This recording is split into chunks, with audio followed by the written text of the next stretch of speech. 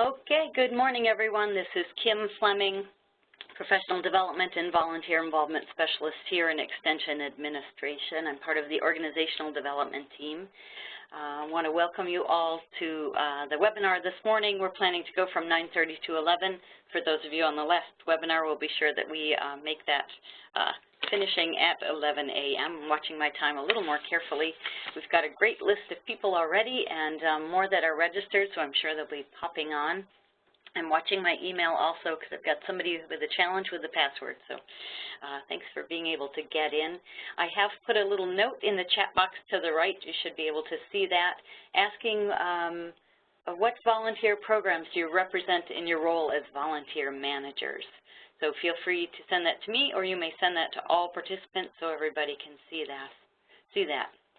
So feel free looking for what programs your volunteers are in. Maybe you provide an overall association view, which is fine.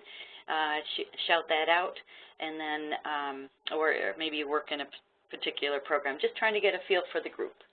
So you can put that right in the chat to all participants. That's at the drop down at Send To. And I do also want to let you know that we are recording. So it looks like people are able to hear and respond.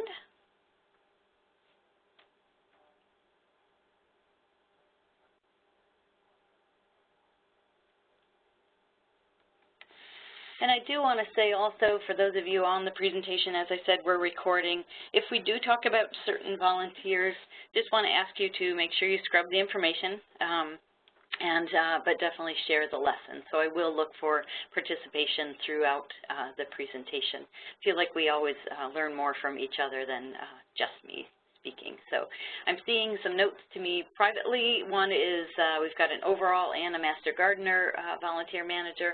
Thank you. And also 4-H. As a 4-H, we also have occasionally get questions from the association how to handle a difficult volunteer. So I think it's great in that overall situation to know what happens and who to go to, and also some of those situations when you're right on here. So we're really glad that you can be part of the program today. And that is our purpose, is to think about situations that pop up. How can we really set the stage to be prepared? How can we help our staff, our fellow colleagues, and our volunteers also be prepared for when there may be challenging volunteers or challenging situations in general? So thanks for responding. As I said, I'm getting some responses privately, which is perfectly fine, but you can also respond overall. So thanks again for being on this morning. You should be seeing the slides move forward. Let me know if not. Just want to take a picture of volunteers, and please chat in again. Again, you can chat to all participants in the drop-down or chat to me if you'd like. Seeing another 4-H. Tell me just some of those benefits of volunteers as we think about it. I want to tell you that I feel volunteers extend and amplify the efforts of our paid staff in CCE. And with proper communication and guidance, volunteers definitely improve the quality of our work and also increase the enthusiasm for our program. So are you feeling that? Is that what you're getting from your volunteers? Last year we figured we had about 45,000 volunteers in New York State and about 20,000 4-H volunteers. I think that number might have been a little lower this year. But just thinking we've got a huge volunteer source here across the state, we want to make sure that we're prepared to involve them in Cornell Cooperative Extension with the proper preparation and the proper communication as we go along.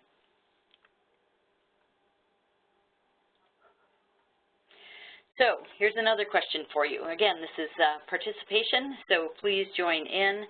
What is it that we all want? When we've got that challenging situation, we have that challenging volunteer, what do we all want when we're working with volunteers?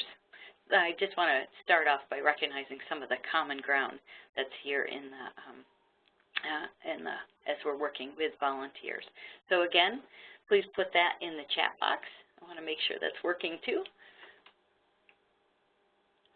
Audience participation here.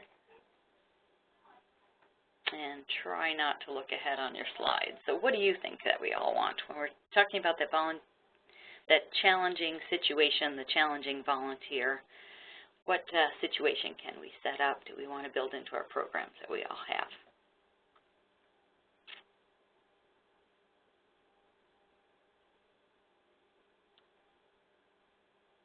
Thank you, Barb. So everyone wants to be heard. They certainly do. That's great. Any other ideas out there?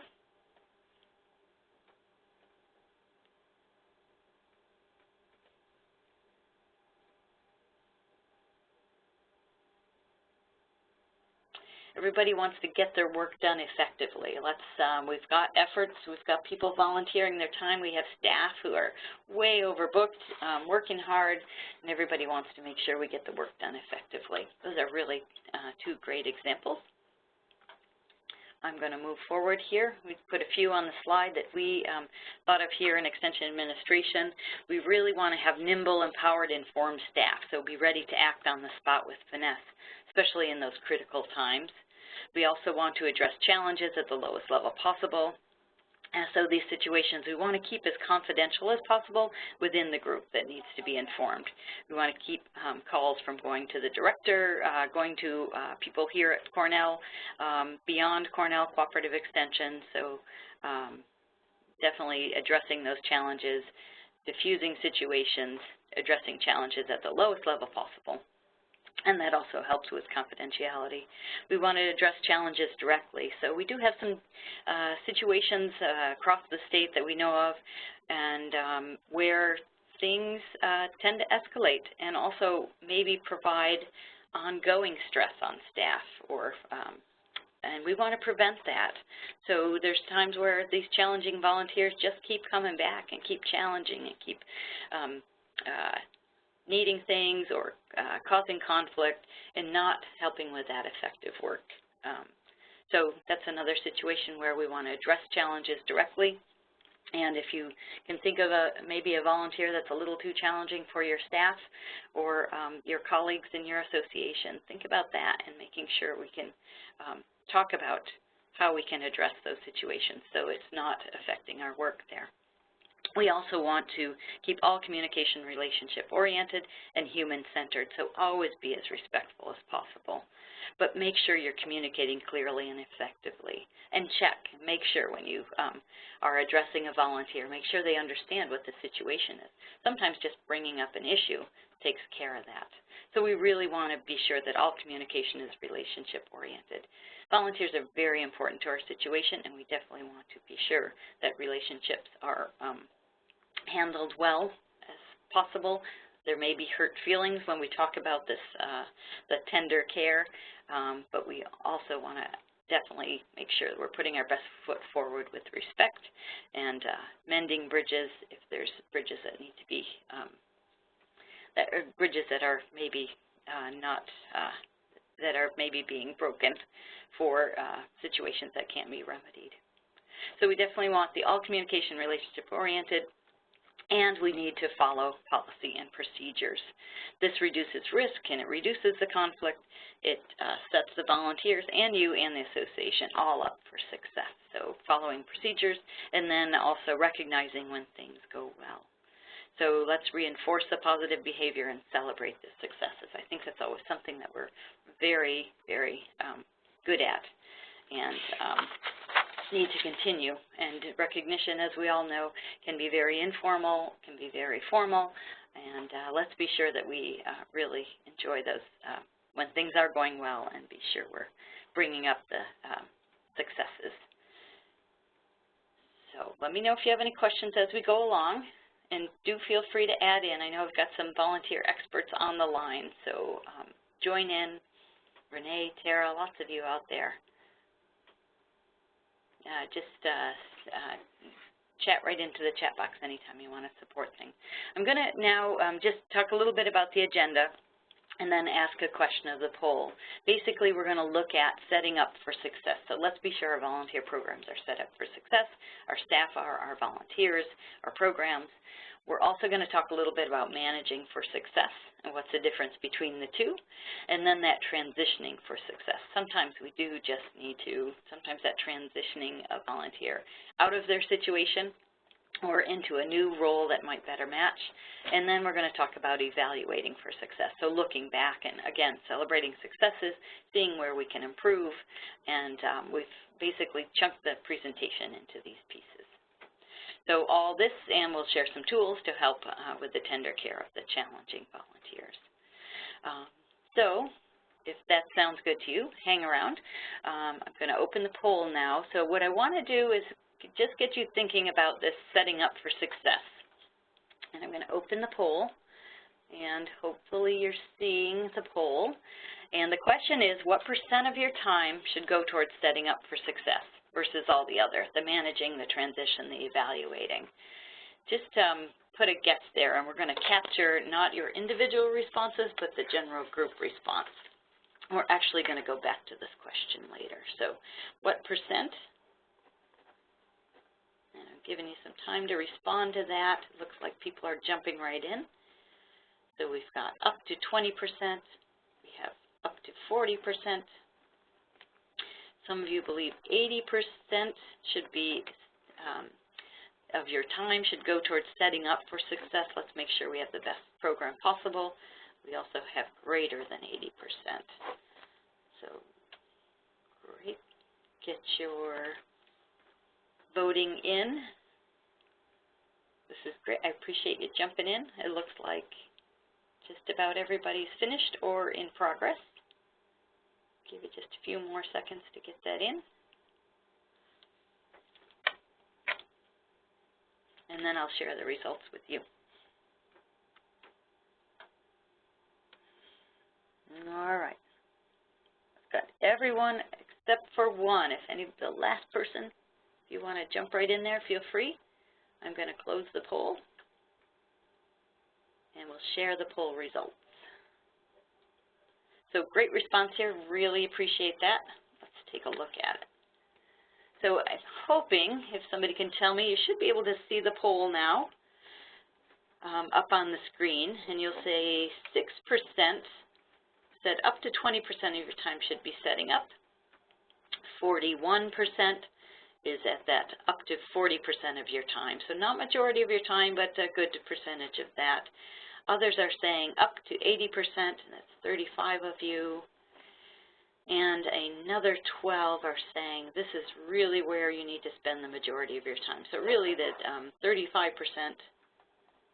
and the 12% at the up to 80 or more than 80 are really looking at, it's really crucial to set up that program, and it looks like that's almost half of you believing that. So I'm glad you're all here, and we are going to look at how you're feeling about that as we go along. So thank you for participating in the poll.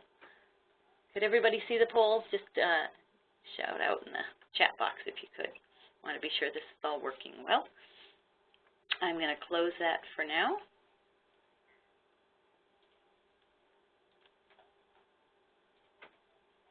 All right. Make some room here. Okay. So we're going to move along. Appreciate the participation. And our next question is what volunteers bring to your association. So sometimes, and I'm going to give you some time to think about this, and you can jump into the chat box, but what do you feel volunteers bring to your association or to your program? Again, I'm going to test that chat, what volunteers bring. So pause just a moment.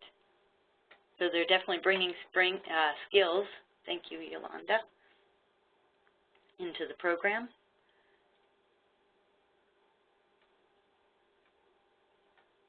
Working great. Tell me, Kim, a little bit more about that. Or maybe you're commenting on the chat box.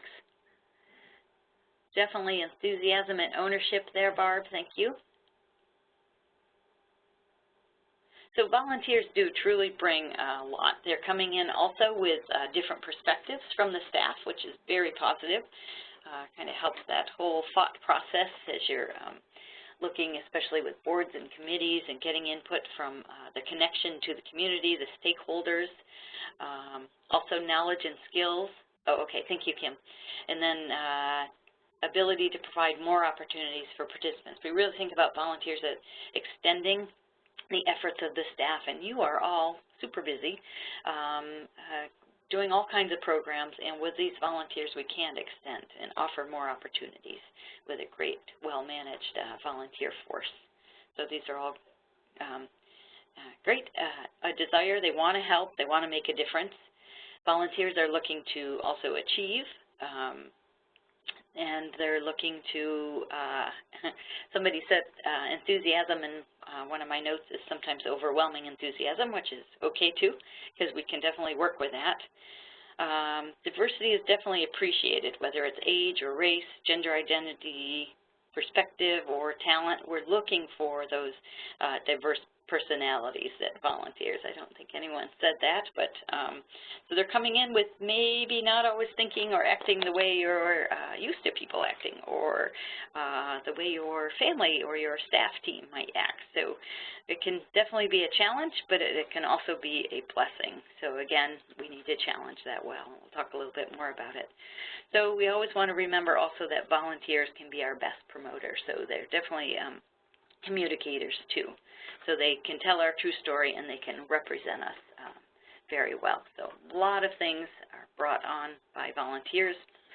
I've worked with volunteers since I worked in Cayuga County as a 4-H youth development educator, and for several years before I came to the state 4-H office. So I've been very involved with volunteer involvement in the past, and can share countless stories of how they've impacted our programs in Cornell Cooperative Extension. So I want to lead off with that, how great volunteers are to our program. So we're going to move on to the setting up for success part of our program, and I've got a couple things going on this slide, so bear with me. So when we talk about setting up for success, let me know. I think you can raise your hand if you're familiar with Isature. So on the left-hand side of the slide is identify, select, orient, and train. Utilize talents, that ongoing communication, decision-making with a volunteer, that recognize and evaluate. Have you heard about it? Looking for, so under participants, you should be able to raise your hand. Click on raise if you've heard of Isature. I don't feel like I won't go into a lot of detail about it. Thank you. I'm seeing hands go up. And if it's new to you, we did recently do the basics of volunteer involvement in CCE, and I actually included that in one of my notes to take a look at that recording if you'd like to. It's a recording from the past. It's not the one we did this year, but it gives you some of the basics in Isature. Also, if some of you were part of the New York State 4-H in-service, we talked a lot about Isature and identifying and selecting and orienting and training. And these are all parts of setting up for success. And it's just an important way to look at things. And one way we have, so it looks like many of you, maybe a lot of you. Okay, you can put your hands down now. I appreciate that. So the majority of you have heard of Isature, so this isn't anything new. But as we talk about one way to set up for success, we also need to track how our volunteers are being handled in our system, how they're being enrolled. For those of you in 4-H Youth Development, you're using 4-H Online, which is an enrollment program for your 4-H volunteers and your 4-H members. But we also have what used to be a separate application in the business systems is the volunteer enrollment tool, or the volunteer tracking tool, is built into now the program development and reporting. So volunteers are looked at very similarly to how participants are looked at in the program development and reporting tool. So beyond the 4-H program, this is a perfect way to keep track of all your volunteers in your association. This is just a screen from that, and you can see that you can put in what type of volunteer this is, what their status is, if they're active or inactive, when they started. And this is just a shot of a sample screen with Lori Watley here, who's not actually a volunteer but a staff member. Here's where you keep track of whether they viewed the orientation, did they look at the code of conduct, and depending on the category, there's different fields here in the screen. So hopefully you've had a chance to take a look at that. That is on the CCE staff site. And you can start your list of things to do, pull out a Post-it or a piece of paper, what kind of things you might do to follow on if you haven't seen this. If you have, then your homework is done. But if you're The 4-H volunteers are actually imported into this program, so at the end of the year you can get a full list of volunteers. Anytime you can call up that list of volunteers who need to be checked, so there's many reports that go along with this. And we'll be offering more on that. We're still working out some of the kinks as we transitioned it into the program development and reporting tool, but I really appreciate our database staff and our IT staff here working on this. It's been a long time coming. But it is a tool to help you with that setup and making sure all your volunteers are going through, have been set up for success themselves. So any questions on that? Again, it's on the CCE staff home site. You can go to Business Systems or the Business Systems Launchpad to find the Program Development and Reporting, or the PDR tool. And if you've been involved with reporting, you've used this tool. Now you can go in and enter your volunteers and make sure you're tracking right within this one tool.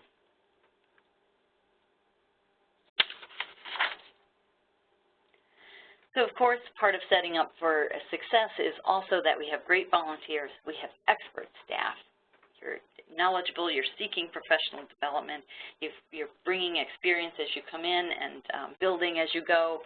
You've had all kinds of experience with volunteers, and we also want you to know that there's also support here. So you've got support in Extension Administration, you have support in your associations, you have support with your volunteers. So this is all a really important part of setting up for success, is those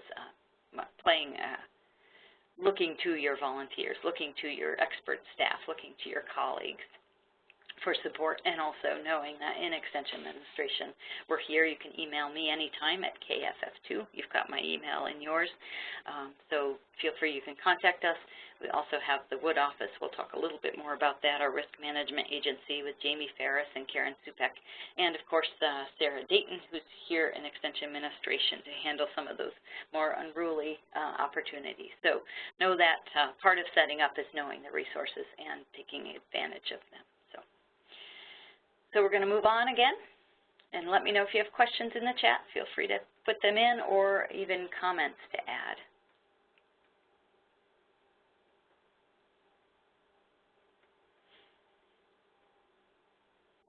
So this slide talks a little bit about moving from that setting up to managing for success.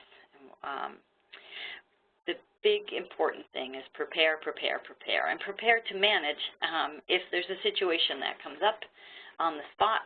And some of those things that we can do to manage are really to start with setting up to reduce the likelihood of a challenge, including an orientation so that all know how to respond in the moment. So if you've got an event, you want to get your volunteers together, you want to get your staff together, make sure you have enough staff to handle a program or an event. This could be a program or an event.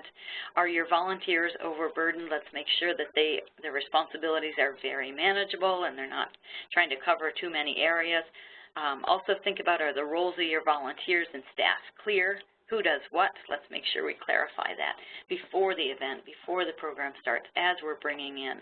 And again, make sure there's a thorough orientation. Also, one very important thing, and I'm wondering if those of you on the webinar are assign a point person when there's an event where there's lots of volunteers or staff. Have people done that before? Have you had success with that? Because I think that point person assigned, who do we go to? Maybe it's always a staff member.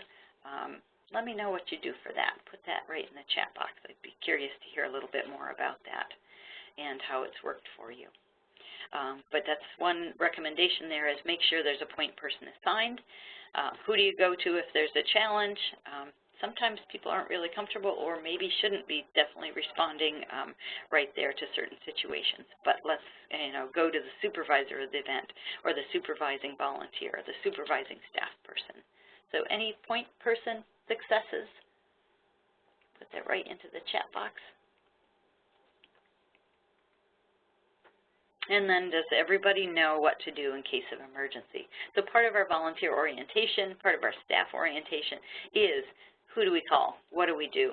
Very well spelled out in the volunteer involvement policy at the New York State 4-H in-service. Brenda Carpenter did a great job with how she orients her 4-H volunteers.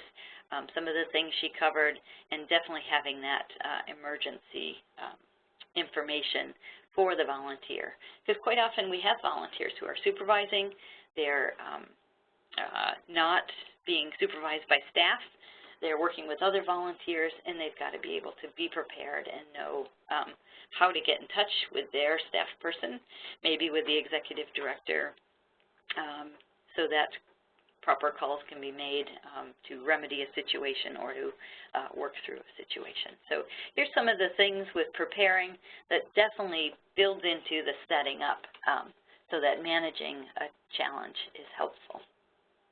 So this is great. So you'll see in the chat box, Yolanda is sharing that if the event is large, she may not appoint a point person, but have a person who floats around checking to make sure everyone is doing well. This person is available to address needs as they arise. That's great. I think floaters, but also knowing that they come back to you, it sounds like, Yolanda, to report if there is something going on or something that they can address. But having those extra hands, people that can address things in the moment, is a great key and preparation for a successful event. Thank you for sharing. So we don't always talk a lot about the U in isoture when we're going over volunteer basics, so I'm really happy to give it its own slide and kind of move on with this. So the U in isoture is really utilization of talents, not using a volunteer. I think that's not a great way to say it, but utilizing the talents of the volunteer. And the best way we do that is through communication. So this is part of the managing for success. So again, you're in the moment, you're working with a volunteer. This includes working very closely with the volunteer, understanding the talents and the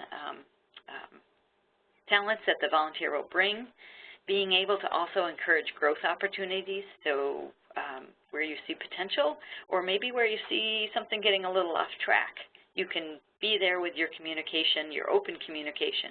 You're listening, you're hearing how things are going for them. You're also providing opportunities where you could attend this, or you could try this, or you could talk to this other volunteer who does it really well. So it's identifying those talents and then pushing for those growth opportunities.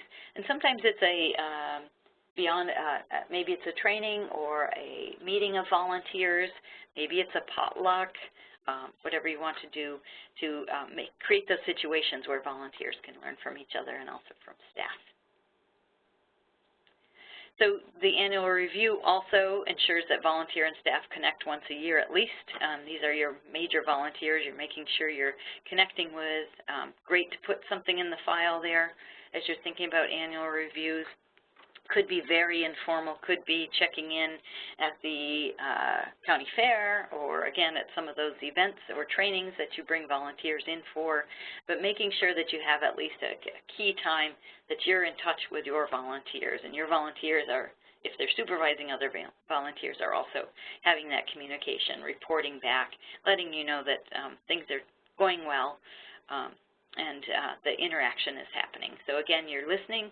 You can also provide praise. You can coach. You can do a little performance management on the spot, year-round, or again, the annual review is sort of, let's make sure that's happening at least that once a year. You're responsible for your volunteers, or your association is, so let's be sure we're paying attention to utilization. And you can also really get even more benefit if you're utilizing the talents of that volunteer, giving them opportunities to grow in the program.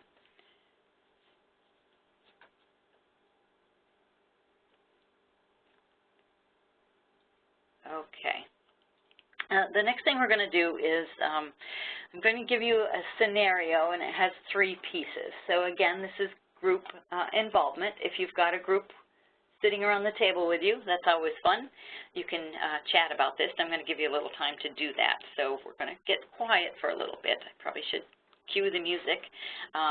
But I want you to think about, and don't chat yet, but when you do, be sure you're sending to all participants so we can get everyone involved with the conversation. I'm going to put the slide up, and you probably see it also in your handout if you're jumping ahead. But so we've got a scenario, part 1, part 2, part 3, and we're going to break it down. And just think about what would you do in this situation. And you can think about what would you do as far as setting up, how maybe you could have managed it or done some of that setting up ahead of time a little differently if you need to do that, or maybe what was really taken care of ahead of time, which is good. And also we'll identify what would you do in the moment there. So, are you ready for a group activity?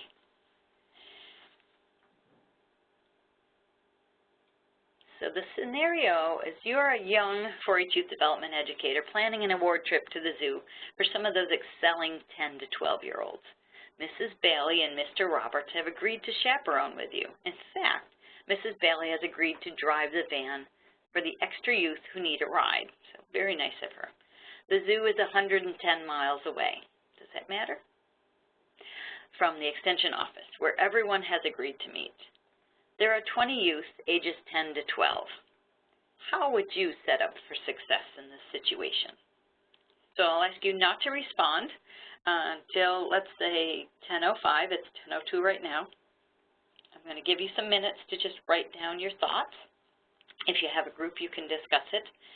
But let's just take 2-3 minutes to get your thoughts together, some things you would consider based on this scenario.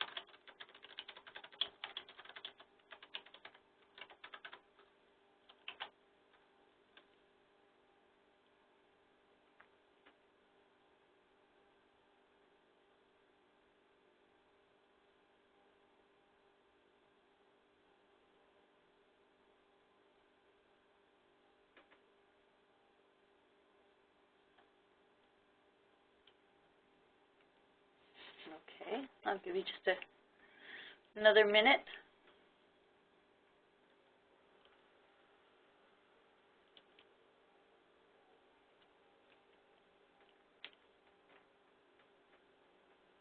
And if you'd like, you can start entering into the chat. How would you set up for success in this scenario?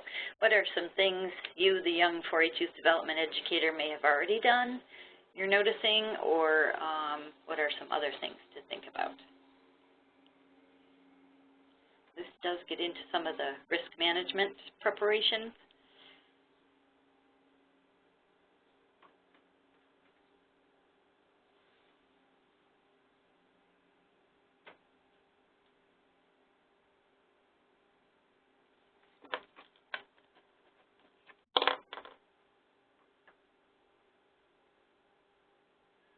All right, feel free to enter.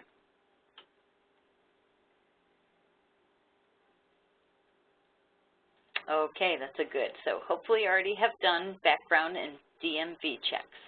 And again, if there's questions out there and you're not sure what we're talking about, you can let me know that. But I won't go into a lot of detail here. That's another webinar, but we can definitely answer your questions here. So appreciate the chats in here. So we need 2 drivers.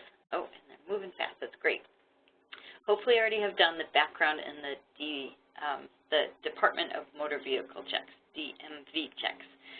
You need, very good, and then you need 2 drivers because it's over 100 miles, so part of that is in our risk management policies. So over 100 miles, if you have 1 car, you need 2 drivers. If you have 2 cars, you need 3 drivers, so there's always an extra one to drive if something happens, and things have happened, so that's an important distinguishing moment. Jen sharing to make sure Mrs. Bailey's improved volunteer with approved background and DBM check. Even if it's one day, if these volunteers are chaperoning youth especially, or any kind of vulnerable populations, we're definitely, if the volunteer is just one day and in a chaperone situation, they definitely have to have that check. And you may know from our policy that any other one-day volunteer per year doesn't need to have that background check necessarily unless they're in that high-risk category like a chaperone. So organize a binder with emergency contact information for all the youth. That's great, Jen. The Department Motor Vehicle check for Mrs. Bailey.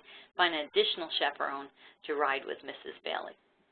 So the ideal situation is that there's two adults anytime you're working with youth, and that goes back to the youth protection policy. Again, it's on the website, it's out there. So great thing to add in there, appreciate it. Background checks, definitely driving needs to be shared, anything over 100 miles. Look at the youth to adult ratio, and then second driver for over 100 miles. So looks like you got all the keys in this situation. Also think about ratio of youth to adults, and that depends, again, on the age. So there are some restrictions there, so you would go back to the youth protection policy to look at how many youth you have involved and do you have enough chaperones, whether or not there's driving there. So thanks for that. If there's any questions, again, just put that right in the chat box. We're going to go further with the same scenario. Appreciate your input and sharing. The next one is now what to do, and I'll just give you a quick minute for this. Yolanda's also saying to meet with staff to go over all the details, the driving directions, phone contacts. So prepare, prepare, prepare. Put that time in the setup so that you have success, especially when you're sending volunteers out on the road with you. So second situation is, I'll just give you a minute to put your thoughts together on this one. You arrive at the zoo and Martha's mom brought Martha and her fellow club member Warren from the neighborhood in a separate car. They yell a greeting to you. Mrs. Bailey is a little frazzled from the drive and inexplicably begins to take all the cash from the 4-H members who were asked to bring money for lunch. Mrs. Bailey wants to be sure it doesn't get lost, so she starts stuffing it in her pockets, doesn't record the amounts, and she doesn't have a pen, and she knows she has to clean the bus also, because that came separately, and she has to get the kids to the restroom after parking, yet this money collection is taking her time, and she has to talk youth into giving her up all their money because they didn't know they needed to do that. She's new at this and wasn't sure what to expect. What do you do as that new young 4-H youth development educator? So feel free to put that right into the chat box.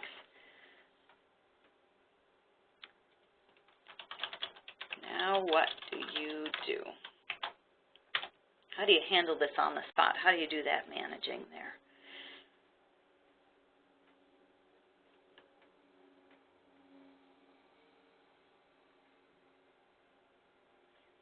Again, I'll give you a minute to collect your thoughts there, but feel free to enter into the chat box.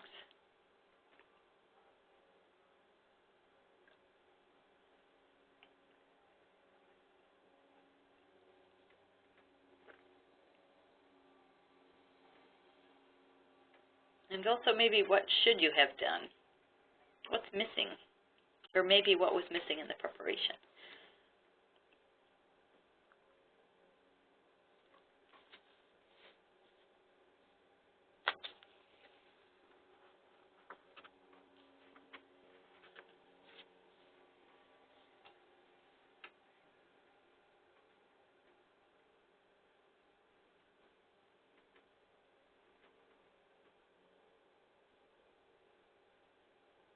All right, I'll ask you to put that right in the chat now to all participants. Any ideas? What's the very first thing you might do with Mrs. Bailey?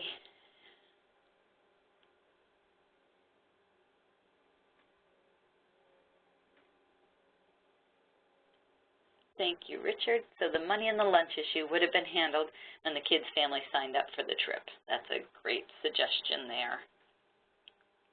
It kind of sounds like maybe Mrs. Bailey wasn't asked to collect money, or the youth weren't informed that they needed to give their money to Mrs. Bailey. They were 10 to 12-year-olds selling 4-H members, probably fine with that if the money didn't need to be collected to have it. how do you feel the workload of Mrs. Bailey is? And maybe she brought that a little bit on her own.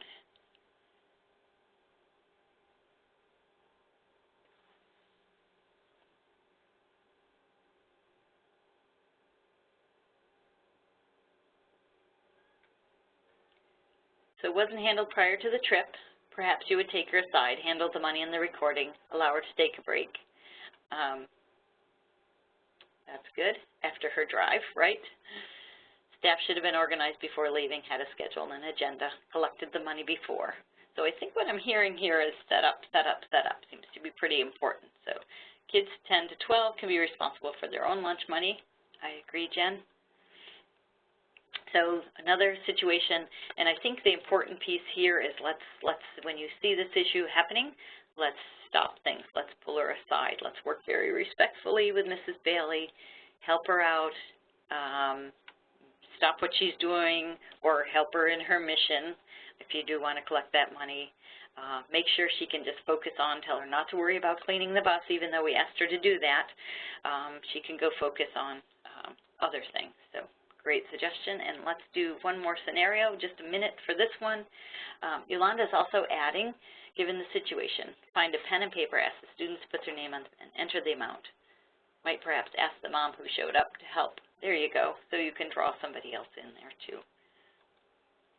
So now what do you do with this scenario time? So the youth are starting to complain about needing the bathroom, and if you are walking away, you see Mr. Roberts is nowhere to be found. He was supposed to help too. So then you see him over by the zoo entrance having a cigarette. It was a very long ride, and he may have used a few inappropriate names for the two rowdy brothers who were sitting right behind him. He's been told he shouldn't swear or smoke, and he signed the code of conduct. Yet some things are not easily controlled. Those kids are loudmouths, and he saw them telling you about the outburst. What do you do in this situation?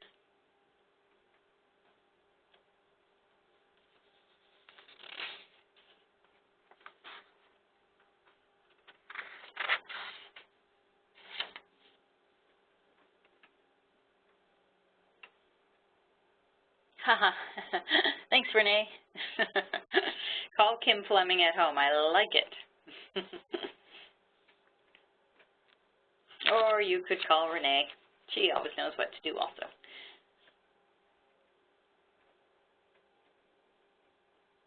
Any other things you could do, or maybe things that should have been done?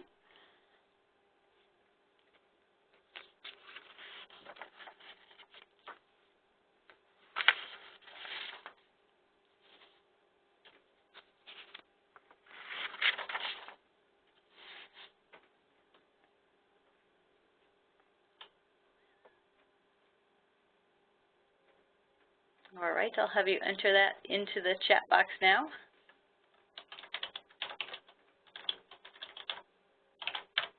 Now what do you do besides call Kim Fleming?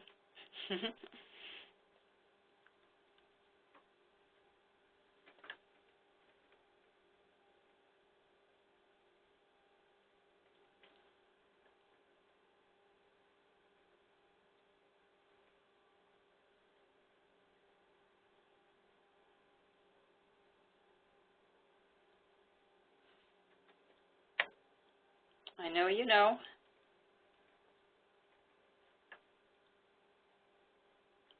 And orientation definitely is a good reminder, Kim, for both the adults and youth, and also reminding him of the policy. So what is your, so that means also on the spot, you need to know your policies, and having an orientation, obviously, you would make sure you're going over those, and what is allowed. So that's great. Thank you, Kim. That's not me chatting in, by the way. All right, so let's talk a little bit about managing in the moment. So you've been doing a lot of great sharing. I appreciate that. Just take some notes to share and then chat when I say to chat. So if you could gather needs or ideas to be sure educators have what's needed or realize what's needed for someone to shine. I really feel like you've got this from the past examples. Reviewing expectations in advance. Try to be sensitive in advance of things that might occur. So thinking forward is a perfect example of that. Anything else to add to the scenarios or how you might empower how else you might empower your volunteers. These are really great examples.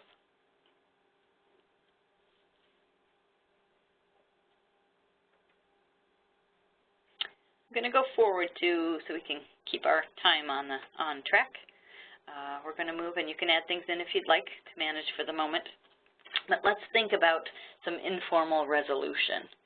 So these are actually additions to the volunteer involvement policy, or I should say procedures or tools that can help to guide you. So this informal resolution is basically managing volunteer conflicts and complaints in an informal manner.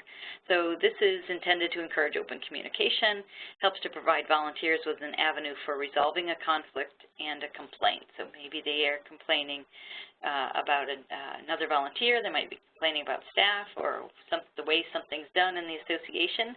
So here's where the challenging comes in at times, but it's also a good thing because we're aware of what's going on in the program. So they're based on the assumption that the CC association involved has followed the recommended procedures for selecting, orienting, training, and supervising the volunteer. So you always want to go back to those files. That's why it's important to document which volunteers, who's been screened, when were they screened, was it within the last 3 years, because we want to be sure we're regularly screening at least within the last 3 years. Have they gone through the basic orientation, and did we cover risk management, or did we cover the code of conduct? What was on that agenda? And this has helped us in situations where there's been problems, challenging volunteers, or a situation that came up. First thing is looking at did this volunteer go through orientation? Were they aware of what was allowed and what wasn't allowed? So this is, again, part of it goes back to that setting up, but it's also a way to work through the conflicts that are happening. So it's not intended, so we're looking at these less serious situations. You definitely want to pull people, parties involved meet face-to-face and very respectfully, so you want to set that up. You want to look at, ask the appropriate supervisor to attend, so perhaps you as a volunteer manager may want to involve an issue leader, an executive director to be involved. Again, we want to keep it a close situation if you can and work this out, but it's always good to have somebody else on your staff to sit in with you. And then you're going to talk about what the situation is and summarize the resolution in writing. So this doesn't create a contract, but it does document what's going on, and those of you in HR are experts at this. But with volunteers, we also want to make sure we're documenting things. Information received will be handled with as much discretion as possible. Again, we have that small group as possible, but also making sure you're informing what's going on with the executive director. You might even want to talk with the board president if it's a bigger issue. But with these smaller issues, let's all come together, have a meeting, let's write out what needs to happen. And sometimes it's just a matter of informing the volunteer. Here's what we're seeing, here's what doesn't work, here's where you're going beyond the code of conduct. And were you aware this was an issue? Can you help? Or they might also want that same explanation. I'm having a problem with a staff member as a volunteer. They're not giving me information that I need, and maybe they're just, for some reason, not on the newsletter list. So it could be a very, very informal, or it could be a little bit bigger than that. And I do also say that if a complaint relates to equal program opportunity or other civil rights issue, follow the affirmative action policy. So this is part of our human resources affirmative action policy. You'd find that on the staff site, or you could call Renee. Right, Renee? So there's some informal, I don't know if people have had situations with that have worked out or haven't worked out. You can feel free to chat that into the chat box, but you want to document each step in writing as the process happens. Give some timelines if it's a correction sort of issue so that you can go back to it and be sure that the resolution is really being resolved. You'll also make sure that that parties involved are familiar with the formal review option. That's the next slide here. CC may determine the needs to use a formal review in a serious situation. So if there's allegations of harassment or misuse of funds, something like that, you may just go directly to that. So we've got the informal here, and we'll switch over to the more formal resolution. And this is really to encourage open communication, provide volunteers with the avenue for resolving conflicts and complaints in a little more serious. This is when the volunteer is subject of a complaint or the informal resolution has failed. So we're moving on to that more formal resolution. And we're going to think about, it may be starting with a written complaint to the supervisor. The supervisor would then go and gather some more information, maybe talk to staff, maybe talk to other volunteers. Again, keeping it in that circle as much as possible, a smaller group, but doing some investigation to get different perspectives on a situation that's come up. Talk to the volunteer in question and get that perspective. No blaming, use respect at all times. Sometimes we are hesitant about talking to the volunteer, but as long as you're working on if you're working with respect, just getting information, being clear that you're just trying to figure things out, help them out, that you shouldn't hesitate to do that. And then the written decision is discussed with the executive director and appropriate action would be taken. You summarize the resolution in writing, include a letter to a volunteer or volunteers outlining the behavior of concern, expectation going forward with dates and consequences of not following through. So make sure that's written to that volunteer, or if there's more than one volunteer involved, same situation. So make sure it's very clear to the volunteer. Here's when it needs to be taken care of, consequences of not following through. So again, this is from managing and transitioning for success. So when we talk about transitioning, this might be the dismissal of the volunteer or matching them in a different program. But here's part of the resolution if something comes up. So I don't know, have you seen this? Is this something familiar? Let me know. This is the informal and formal resolution are built into the volunteer involvement policy. So they're there. And again, if a complaint relates to equal program or civil rights issues, follow the affirmative action policy. So does this look familiar to people?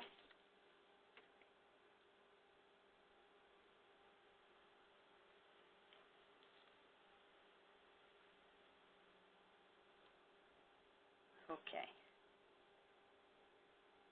Great. And again, this might be the, thanks Barb, this might be the situation where, again, you think through what might happen and getting that figured out. So not a brand new thing, and probably many of you have been involved and worked through this, hopefully with success. And you can always fine tune that too. So as we transition for success, we'll talk a little bit here about releasing a volunteer. Never a fun thing. So the way I start with this is hide under the bed for a while. That's my recommendation to you. Always talk with a trusted colleague and your executive director if you're in the association. Whenever we have situations here, there's always, we always reach out to others, talk through things. Here's what I'm thinking. It may not involve any names or specific association situation or whatever's going on, but we do try to check in with our colleagues and have people that you can go to and talk to, and especially people with maybe a little different perspective that can add to your thinking. So talk with a trusted colleague and executive director. Remember, this is a situation where it's time we need to release this volunteer. We've tried everything else. Be sure that you've tried everything else to correct and are complete. But again, you got to find the fine balance where things aren't dragged on, so the staff aren't overly stressed by a volunteer. Make sure that you're not letting that stress happen to your colleagues, to your staff, to your team. If there is a challenging volunteer, that situation needs to be resolved. So be careful about the time you're giving things to, or the number of attempts to correct or complete, but be sure you've given it your all and you can document that. Another situation that is not, hasn't in the past always been built into what we say when you're working with a volunteer, but check whether your director and officer's insurance is up to date. Does anybody know what that is, or where to get that director's and officer's insurance?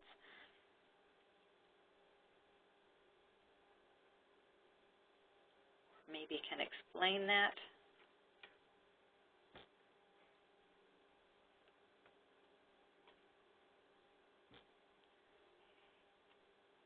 If you haven't heard of this, I know some of you have, you can talk with your executive director about this or your state extension specialist if you need to. But this is an insurance that is available through the P.W. Wood office, our risk management and insurance agency. And it's an additional insurance for an association. Many have it. You should have it. And this just covers costs that might be happening based on board involvement, decisions made by volunteers, covers that volunteer challenges if a volunteer comes back and wants to sue the association. So that's very basic explanation for you, but it is something to check into, and it's always something the state extension specialists talk to the executive directors about. Make sure it's up to date in case there are some. This helps to protect if there's litigation issues. Also, if expectations are not met, release the volunteer with a letter. So write something, send it, make sure that clear expectations have not been met, and then clarify the departure details in the letter. So if this volunteer is has equipment for the association, maybe has some funds that need to be owed back to the association for some reason, all those kind of things would be clarified in that departure letter. And then follow with a written notification if the release is done verbally. So there may be situations where you sit down face-to-face with that volunteer. It really depends on the situation. We can't always, anticipate that. But you can send a letter. You can have a face-to-face, but make sure you've got some written notification to clarify. And really with the policy, a volunteer supervisor may release a volunteer at any time. This is a little different with your board members, but with your other volunteers, that can happen. And a volunteer can also say, I'm not going to volunteer any longer when they make that decision and let you know. So that's a little bit on transitioning. Any questions there or things to add, situations that have come up? Looking for your experience too.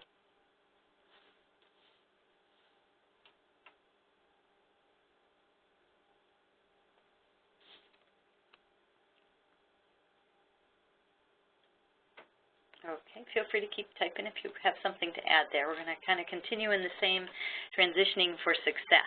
So if the volunteer has been credibly accused of committing an illegal act or seriously endangering the safety or well-being of others, we get that kind of call here, and they tend to go to Sarah Dayton or to your state extension specialist. Or if the volunteer is engaging in other behavior that's deemed by CCE to warrant immediate suspension, what do you do?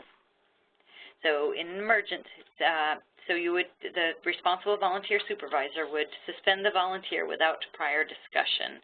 It's fine to do that, and again, with the utmost respect, just say we need to release you from your, we need to suspend you from your volunteer activities if it's something that's really serious, and as soon as feasible, you would make a decision whether to release the volunteer or to follow the above procedure, which will be made in consultation with the executive director. So this is the illegal acts or the endangering safety. In an emergency, you want to shine. And I'm not sure if people saw the presentation by Sarah Dayton and Jamie Ferris last year at the 4-H, the state 4-H conference. You'll also see that this, the SHINE webinar or the crisis management webinar is being offered. I've got some dates at a little bit further on in the slides. That one's in May. So in an emergency, you want to stop. You want to help. You want to investigate, get more information. If it was an accident, you'd want to do an incident report. That might be the I. You need to notify people. So if your executive director is not there, you make that contact. You might want to contact the P.W. Wood office, depending on what the situation is. And again, these are the endangering the safety, the illegal acts. And then after the situation has happened, you look back and say, what could we have done different? Whether it was in the setting up or whether it was in the, did we appoint, did we have a point person? Did we have a proper orientation to prevent this from happening? Or maybe it's just a volunteer who's gone a little awry. They know their code of conduct. Maybe it's something beyond.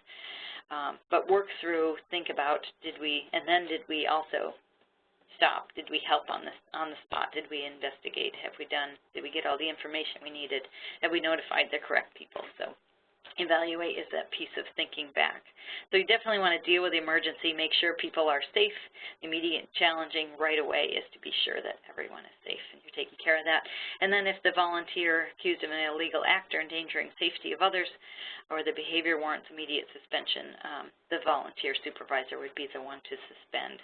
So again, it could be kindly, could be temporarily if you're suspended, and then make that decision. So there's some of the points that we put together when you're thinking about endangering safety. Again, comments or situations you want to share. I'm going to keep rolling on, but feel free to add into the chat box. Just to give you a little more support, this might feel a little overwhelming, and I do want to just emphasize as you're evaluating success, also remember that volunteers, the majority of our volunteers are so outstanding. We couldn't run our programs or associations without them.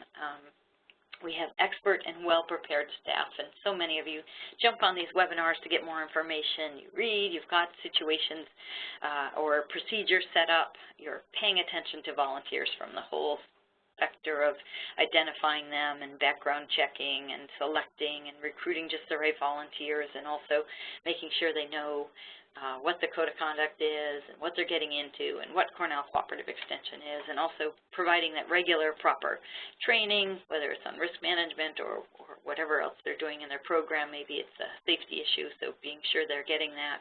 And then again, the ongoing communication, recognizing when things go right, and evaluating.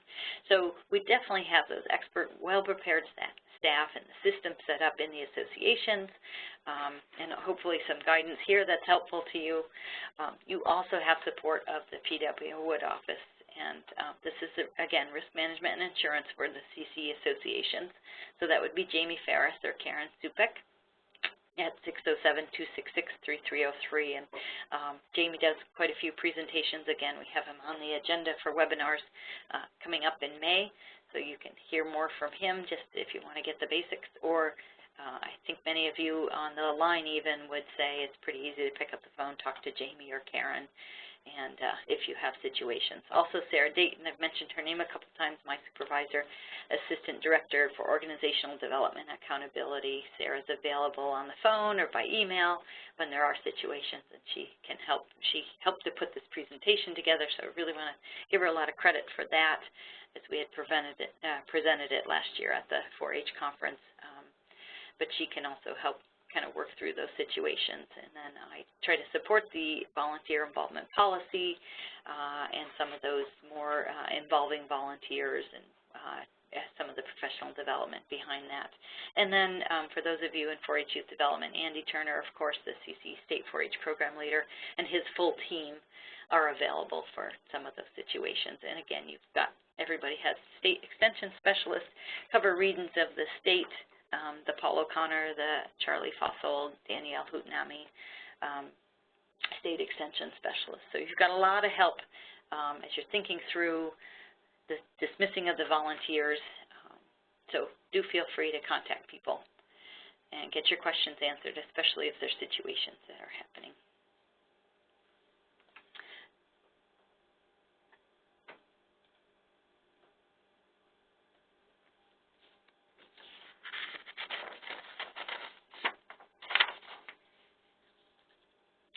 So again, when we're evaluating challenges, we think about, did we set up for success? Did we manage with the core principles in mind?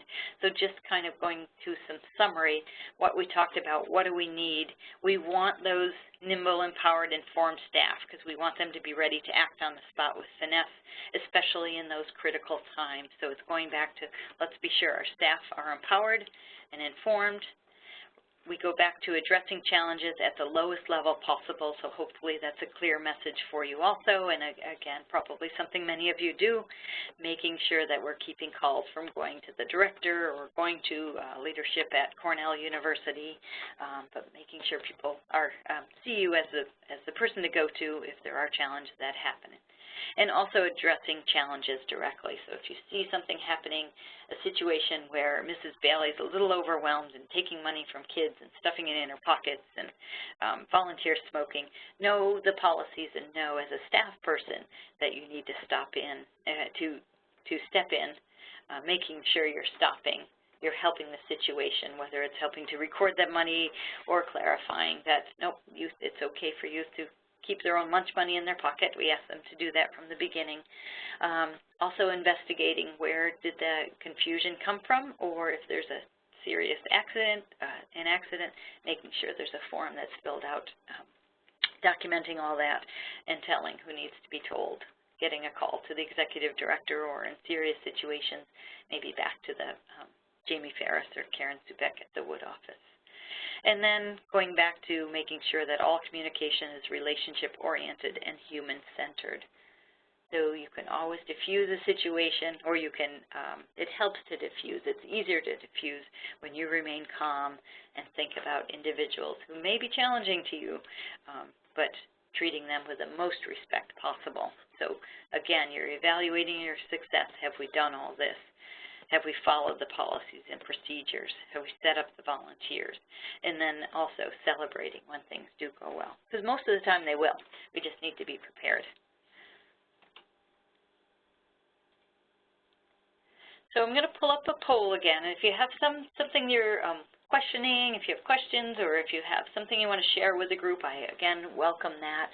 Something maybe we haven't covered all the way. I'll ask you to add right into the chart. I'm going to pull up the poll.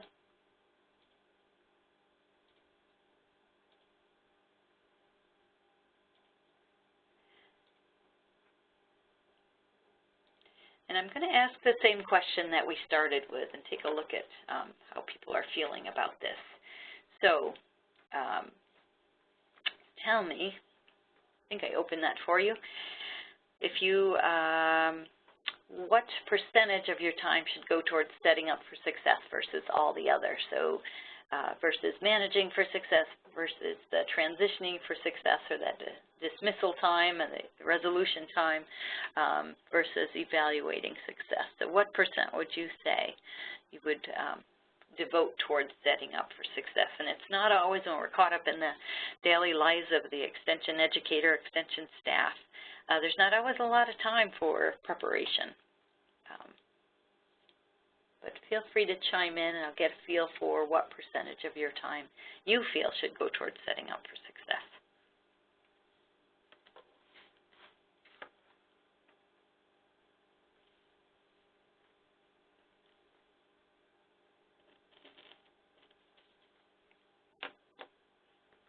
And as you're doing that, just wanted to reinforce that our plan really was to explore how to best equip to address challenging volunteer situations. Hopefully we saw the importance of setting up for success, how to involve and supervise volunteers for success, and when things go wrong, how to transition for success.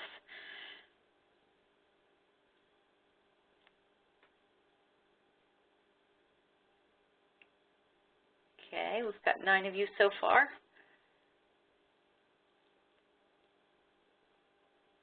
And that number is building.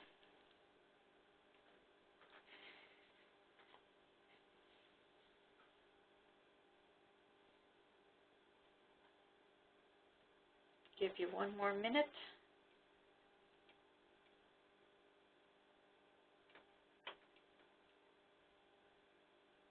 All right, I'm going to close the poll now.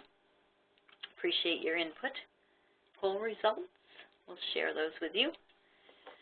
So it looks like numbers are building here. So the up to 20%, 6%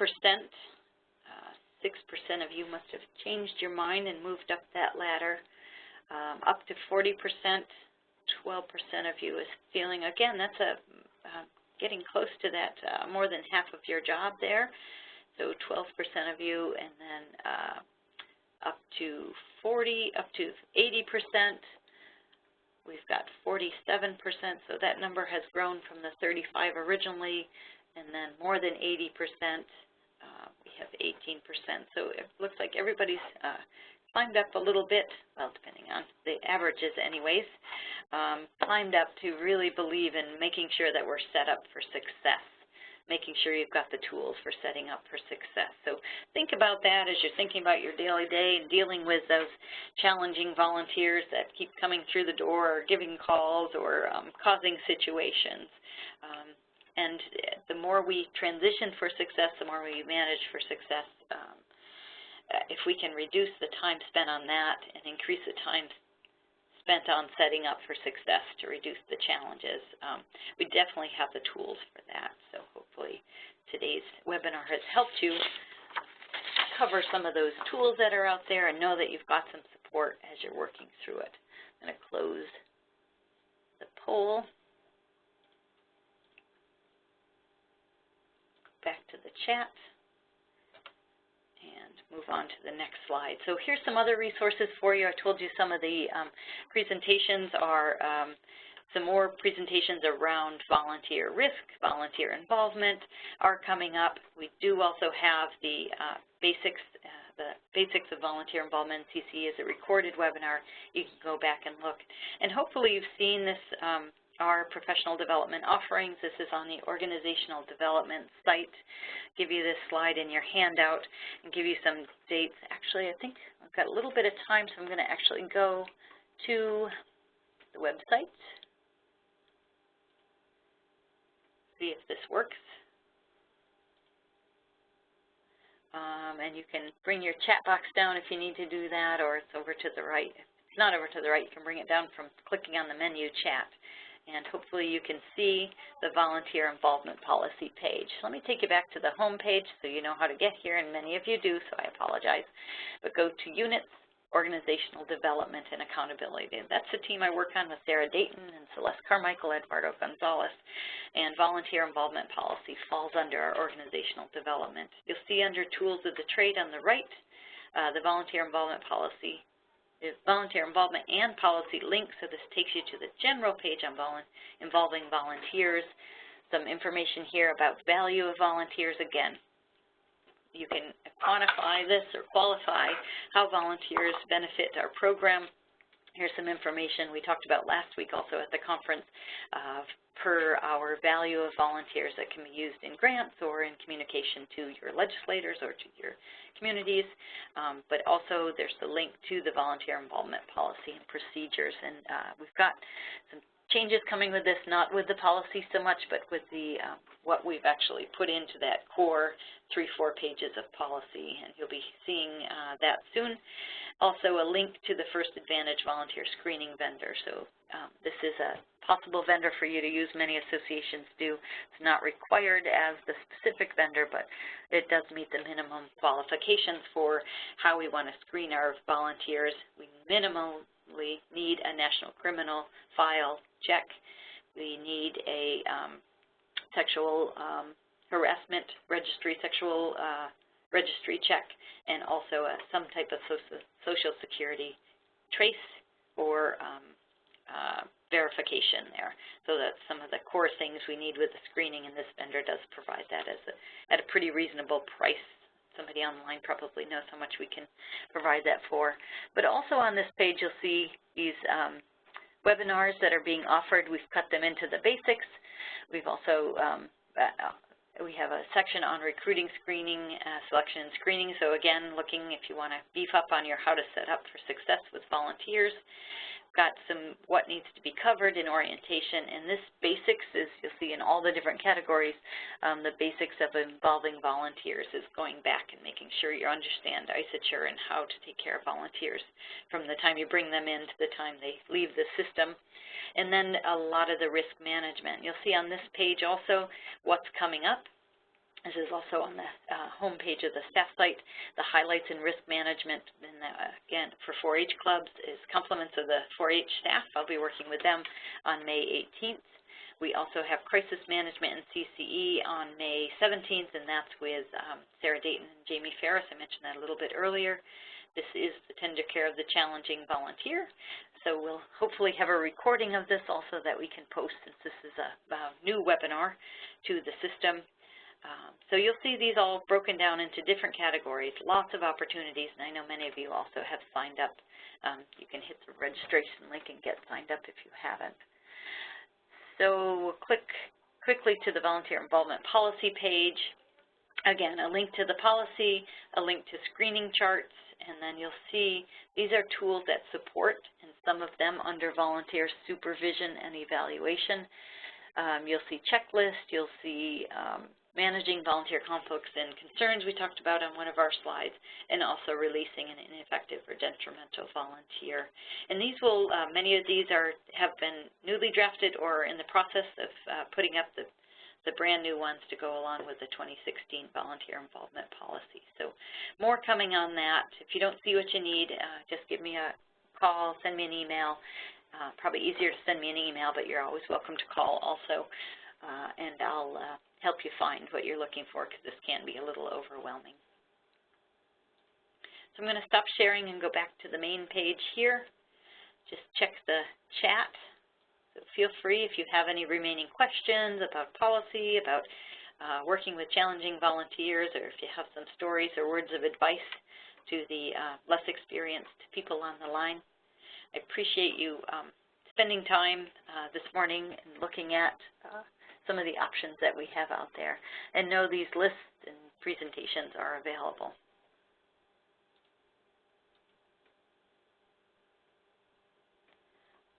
Expand my chat a little bit here. Okay. So we've got questions here about the National Database Check and the Sexual Abuse Registry, but not the Social Security check. Do we need to do that also? So if you're going through the National Criminal Database, you do need to use a Social Security check of some kind. So there's two different kinds. Renee, feel free to add to this because I know you're really up on it. But there's a Social Security trace and there's a verification. And the trace does check the connection to the Social Security to the name of the volunteer, just to be sure you're checking the right person. The verification is a higher level check using that Social Security again to confirm that that Social Security is the number of the actual volunteer. So yes, part of that minimum requirement with that volunteer check is you've got the National Criminal Database, you've got the Sex Abuse Registry, but also make sure there's that Social Security check. And I think if you use Volunteer Advantage, it's National Criminal File Plus. You can click on that, and that has the package of at least 3 of those minimum requirements. So check on that, Richard. It may be in there, what you're doing, unless you're doing these separately and have just checked those 2, but it could be an easy thing to take care of. So hopefully that answers your question. And again, I welcome you to add to that for Richard if you want to do that, or any other questions. Glad to help.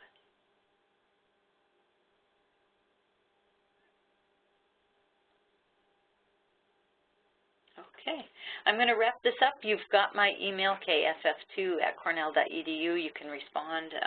I did send out the slide handout, so people actually sent the link to that organizational development course page for this course, for this webinar, so you can go back and look at that, and I'll be adding a few other things there so you can look at some resources that relate. But feel free to browse the web pages, send me an email if you have questions, and have a wonderful day. I really appreciate your participation and your questions, and hopefully we'll see you all soon.